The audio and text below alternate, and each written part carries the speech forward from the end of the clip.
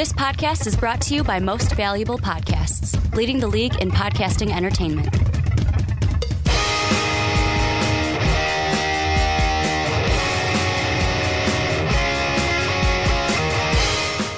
What's up, everybody? Ricky Widmer here, along with not Mark Weber. I feel like, I don't know, I think it's every week I've said this now. I'm not with somebody, either Brandon, either Mark.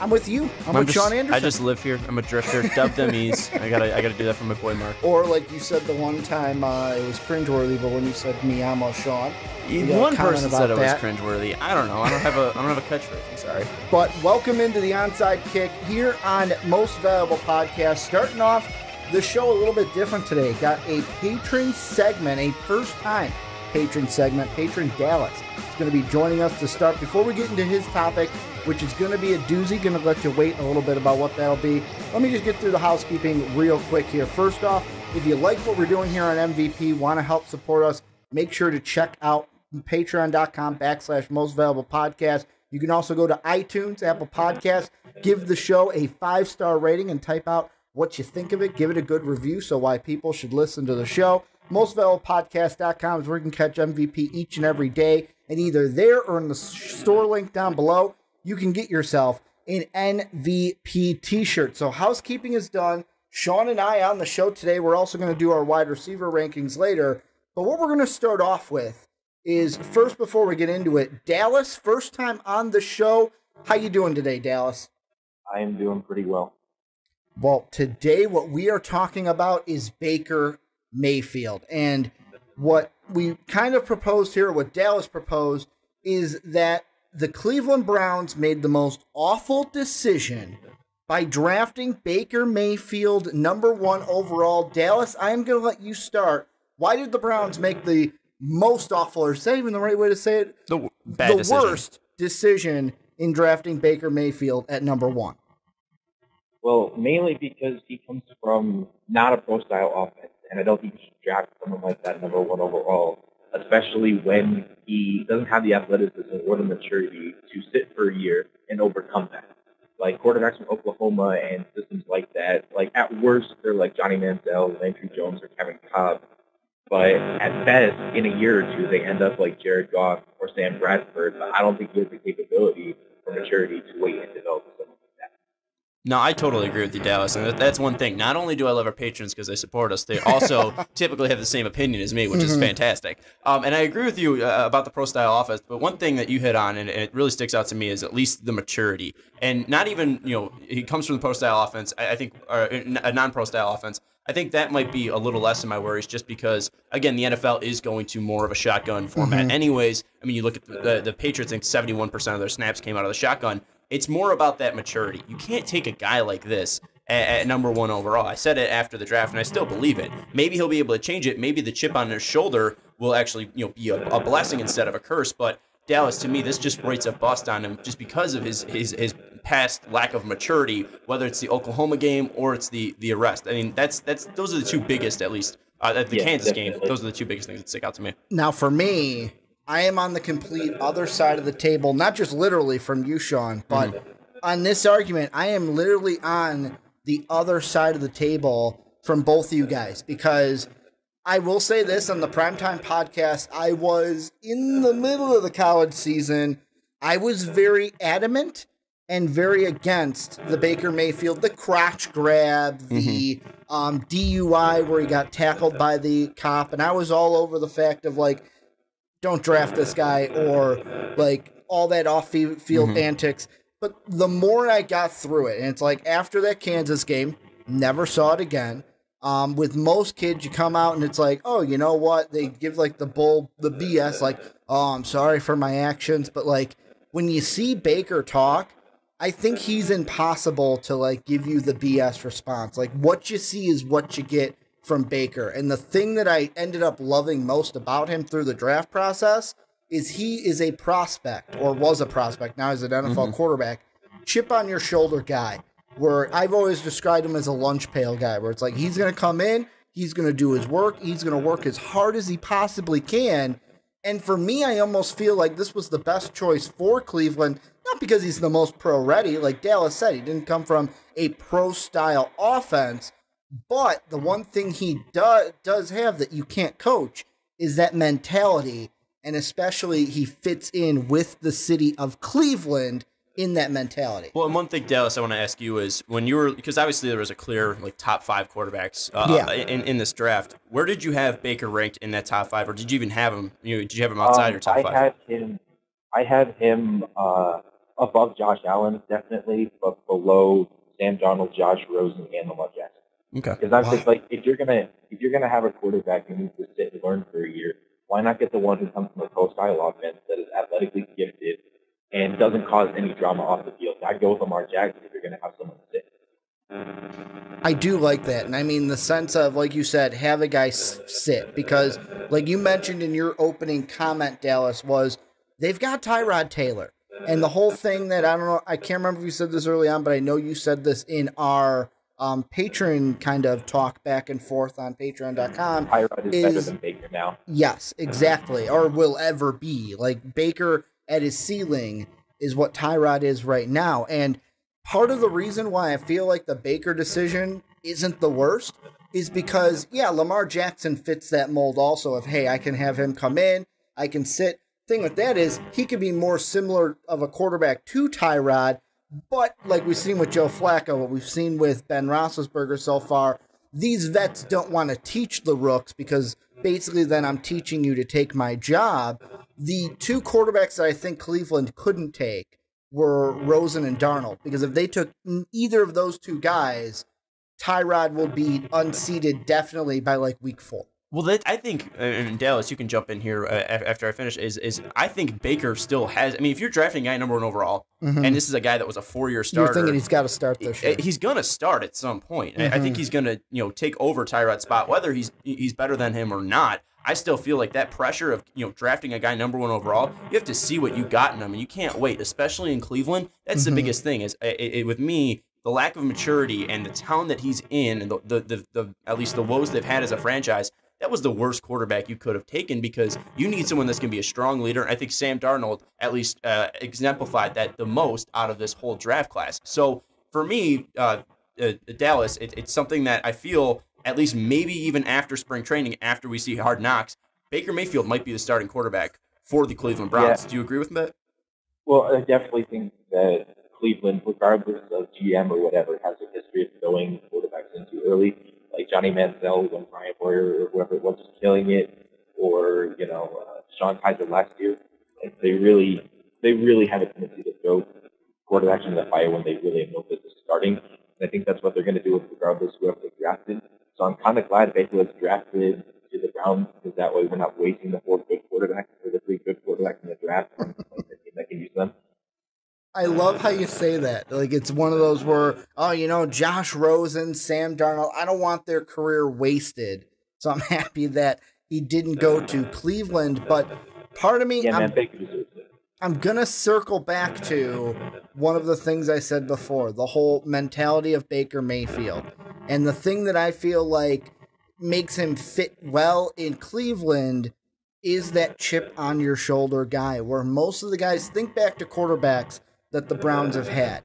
None of them have had these guys that kind of fit that mentality. And I mean, Baker Mayfield, is he going to be a bust? Is he not? I don't know. We're going to have to see. But to me, I feel like at number 1, they picked the one quarterback that fits their city the most. What do you think about that part of it, Dallas? Well, I think that if you just look at it in a grander scheme, like away from the Browns, how many NFL quarterbacks are there that have a video of them getting tackled by police officers? It just doesn't happen because they aren't willing to put into the work. I don't think that he has the temperament to succeed in the NFL. And I think that makes going to Cleveland even worse for him because in a dysfunctional organization, I think it's going to be brought on more. So I really think that Baker was the worst. One thing that I was thinking though is I think maybe Cleveland would have helped him a little bit just because again, being away from a city like New York, that might have been detrimental because he'll be away from that party life. And again, Cleveland still has, it's not dead. It's not dead of a town, but it still has some life to it, but it's nothing like a New York. So I think it was at least a little bit better because there was even talk that New York was going to be taking him at 3, but obviously Darnold was available and Baker wasn't. With that, Dallas, I think, again, I think one thing that doesn't really help him, though, and you mentioned, is the dysfunction in that franchise. And yes, they've tried to revamp this team, but if Tyrods start losing games, they're going to be either have to force Baker in there, or Baker's going to at least show himself to be the starting quarterback. And again, I don't know if he's going to be able to be ready year one to step in and be a great quarterback because, again, he has no fear. I think that's different from being a leader. I think he was very fearless out on the field at Oklahoma. I don't know if that led to at least a strong leader. And I think especially with this team with, Jarvis Landry's extension, Josh Gordon's past history, also just the change of at least personnel that they've had from the front office, and Hugh Jackson being on the hot seat as well. I think that's something that could at least, again, put too much pressure on this, and that's where we'll see Baker crumble. Well, and that's the one thing that, just to jump in really quick, that I know Mark is adamant about, is that Hugh Jackson's an awful head coach. And I mean, to me, that's what I think. Like, I feel like this season is really important to the Browns. And the reason why I say that is if Hugh Jackson gets fired, then let's say they go terribly, they only win one game or don't even win a game this year, and Hugh gets fired, do you then have to hire a coach that fits in with Johnny Manziel, or not Johnny Manziel, Baker Mayfield, because you fit in, like, that's who you drafted? Because any coach that comes in, if they don't want Baker Mayfield, why would you hire them? Also, to answer Dallas's question, the only quarterbacks that I can think of that are starting quarterbacks that had some sort of issues coming out of college that are starting right now, you had Cam Newton had the whole stealing laptops thing when I believe he was at Florida before he went to Auburn. And then you had Jameis Winston, who obviously had the crab legs situation, plus had the sexual assault allegation against him as well. But those are the only two that I can think of that had any negative news about them heading into the NFL draft. But what I want to ask you, Dallas, is more on that first point is, if Hugh loses his job this year, could that be do you think they have to bring in a coach then that wants to work with Baker? Well, obviously, but I do think that it would be a bad decision to just fire Hugh too quickly, even though I think he's an awful coach. Just for the sake of stability for the franchise, because it's not something they've ever really had. It's almost like how Jeff Fisher, even though he wasn't going to coach, created stability for the Rams, just let a good coach, Sean McVay, come in and actually do something. So I just think stability right now is the best thing for them. If they were smart in the draft, they would have gone Bradley Chubb number 1 and Quentin Nelson number 2. Just create a good situation for the next head. See, and I mean, the thing that I look at is, first off, that's one thing that we did throw out before the draft is, do you just not do quarterback and try to get a Mason Rudolph later on? Well, and one thing you brought up was the fact that because you were doing the mock draft for the Browns, the live one was take 1 and 4 Saquon and then Chubb, and then trade up and get a guy like Lamar Jackson that Dallas liked. The one thing, though, you mentioned, Dallas, was that you can't fire Hugh Jackson too quickly, but how long is this guy's leash? I mean, 1-31 in Cleveland and just went 0-16. Yeah, I mean, he has no track record to base himself off of. He's been horrible so far as a head coach. He was decent in his first year at Oakland, but even got fired after that. I don't know how long you can give a guy like Hugh Jackson because he doesn't have the output out there. This is the restart for Hugh Jackson, I believe, because when he got to Cleveland, obviously had nothing. Last year's draft class, we were all touting. I remember Mark and I talking about it after the 2017 draft. Oh, Browns actually winners of the draft. Really liking what they did in the first round. But, Bradley Chubb, Joku, and then Jabril Peppers, obviously they're going to be rookies and kind of just getting used to the league. This is everything else besides Baker, although I'm not on the side that he's an awful pick. Almost every other pick that the Browns made, bringing in Denzel Ward, getting a guy like Nick Chubb, a guy like Gerald Avery on the linebacking side I really liked out of Memphis. They got Chad Thompson later on from Miami. They even got Austin Colbert. a guy from, I can't remember, it's a lesser school, but offensive guard's going to play right guard. It seemed like almost every single spot they hit, they just went for a real stab with Baker at the top. That's the GM. And Dallas, going to you. I mean, the thing is that, I mean, Hugh Jackson, again, if he's getting a fresh start, right now he's already 1-31. If they don't win this year, again, if they win only 4 games, it's going to be horrible. If 5 wins in the past 3 years, how long is his leash? Because, again, even though you might be wanting to at least raise Baker up with a coach that you believe in, I mean, he's not getting results on the field. I mean, yeah, I'm just saying, like, don't overthink or don't do anything too rash like they've done in the past. That's all I'm saying. And I mean, the thing that I was just going to say about that is I know that's more the GM, but it's also, you got to look at it. If you're a coach, you got nothing. All right, I am giving you talent. What can you do with it? Let's say Baker doesn't start and he's got Tyrod and he only wins 1 game. I gave you Tyrod Taylor that helped the Bills go to the playoffs. I'm bringing you in Demarius Randall via trade, and you couldn't do anything. This is why, to me, this year is more of not a safe year, but more of a restart of like, all right, I gave you talent. I have given you talent to work with. What can you do now? What can you do now with this talent? And it might not be this year, but definitely next year. Yeah, just in short, like, Tyrod Taylor has proven himself to be able to take a below-average squad to the playoffs, and Baker Mayfield, I think, will never be able to reach that. So, thank you, guys. No problem. What we'll do is just final thoughts. Dallas gave his. Sean, what are your final thoughts? Yeah, thanks for joining us, Dallas. And one thing, too, that you mentioned is that Tyrod took a rough Buffalo team to the playoffs last year. And obviously he was questioned. They brought in Peterman for that horrible start against the Chargers. We saw that historic mistake, throwing 5 interceptions. And he's proven that he can be a serviceable quarterback. But if you're taking a guy number 1 in Baker Mayfield, you have to believe that he's the guy that's going to be not only here for this year, but also for your future. So I think, again, you're pushing that clock forward. You're pushing that envelope on he needs to be the guy coming up this year. I understand Tyrod has the track record. Tyrod has the wins. You traded for Tyrod, but you drafted this kid number 1 overall. He should be able to at least produce for you in year 1 in some way. So I think you get the spotlight really isn't on how far can Tyrod Taylor get us. It's really when is Baker Mayfield going to start. Yeah, and I mean, although I'm on the other side, I don't think that this was the worst move that the Browns could have made at number 1. They could have made a lot worse of a Brownsy move and, let's say, gone with like a Quentin Nelson number 1, because I wouldn't have gone with a guard at number 1 if I was the Browns. But how I think it's going to play out is I think Tyrod wins the job.